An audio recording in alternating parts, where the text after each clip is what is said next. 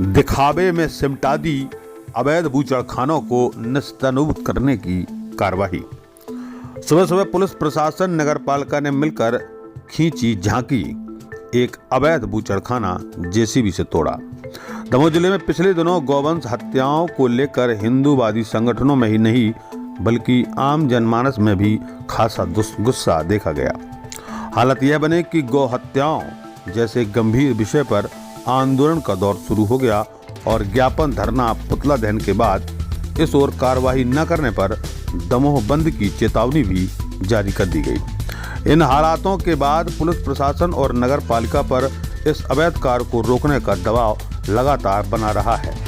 इस दबाव को कम करने के लिए सभी ने मिलकर कार्रवाई भी की, लेकिन सामने आ रही कार्रवाई जमीनी कार्य कम और दिखावा ज्यादा साबित हो रही है। सोमवार सुबह जब लोग मकर संक्रांति की तैयारी कर रहे थे, इस दौरान दमोह पुलिस प्रशासन और नगर पालिका का भारी भरकम अमला कार्रवाई के लिए कुरेश मंडी पहुंच गया। यहां पर जेसीबी की मदद से एक ईंटों के कच्चे बूचड़खाने को तोड़ा गया। उक्त कार्रवाई में एसडीएम आरएल बागरी, एएसपी संदीप मिश्रा, नपा उपयंत्री मेघ तिवारी अपनी टीम का नेतृत्व कर रहे थे। ऐसे में आशा थी कि कोई बड़ी कार्रवाई भारी भरकम अमले द्वारा की जाएगी, जो क्षेत्र में चलाए जा रहे अवैध बूचड़खानों और गौवंश तस्करों पर लगाम कसेगी। लेकिन ऐसा कार्रवाई में देखने को नहीं मिला और लोगों को कार्रवाई की भनक लगते लगते अमले ने अपनी बूचड़खानों की कार्रवाई को पैदल मार्च की झांकी में परिवर्तित कर उसे समाप्त कर दिया। पुलिस प्रशासन की इस कार्रवाई की भनक जहां एक और दूसरों को न होने की बात कही जा रही है, वहीं कार्रवाई के दौरान जो हालात सामने आए उससे यह महसूस होता है कि कहीं न कहीं गोवंश के इस अवैध व्यापार से जुड़े लोगों को इस कार्रवाई की पहले से भनक थी।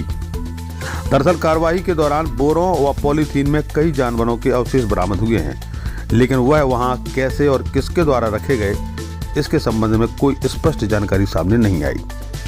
सामने यह भी आया कि स्थानीय स्तर पर कार्रवाई के कुछ समय पूर्व ही मवेशियों के शवों को दूसरे स्थानों पर फेंका गया। ऐसे में संबंधित अधिकारी भी जवाबदेही से बचते नजर आए। जहां नगर पालिका इस ओर कोई भी टिप्पणी करने से इनकार करता रहा, वहीं पुलिस महकमे को यह स्पष्ट नहीं था कि कितने अवैध बूचड़खानों पर कार्रवाई की जानी है।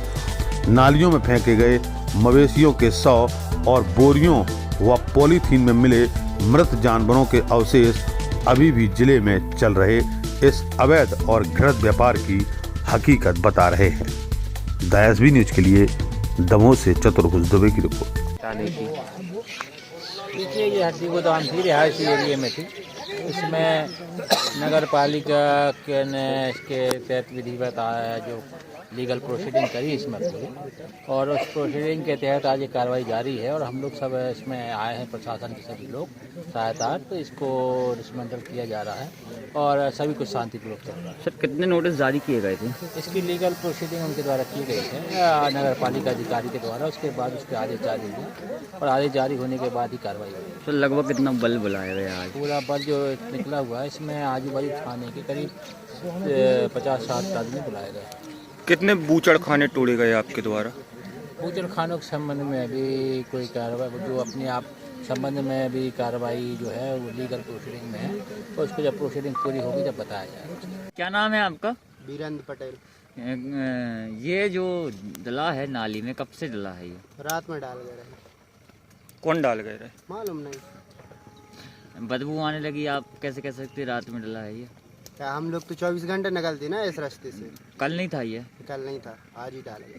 आज ही डाला। और भी पहले डाली कि आज ही डाला है? आज ही बस डाले हैं, पहले कोई नहीं आता इससे पहले मिला आपको? कभी नहीं। कार्रवाई की गई, इसमें कुछ 100 ही बरामद हुए नालियों में अवशेष प्राप्त हो रहे हैं जानवरों के। क्या है पूरा मामला सर? देखिए, वो तो एक हड्डी गोदाम था अवैध, जिसको गिराने की कार्रवाई आज की गई है। उसी क्रम में जो है ऐसी जानकारी सामने आई।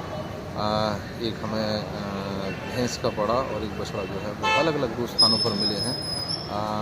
जो एक बछड़ा मिला है उसमें आस पड़ोस के रहवासी पटेल ने बताया है कि बछड़ा जो है शायद ठंड के कारण जो है बीमार होकर लावारिस हो रहा था, उस कारण इसमें इस तरह की स्थिति हुई है। और अन्य तथ्यों पर इनमें जो है लगातार जांच कर रहे हैं। अभी तक हमें किसी प्रकार का अपराध होने की कोई इसमें संकेत नहीं।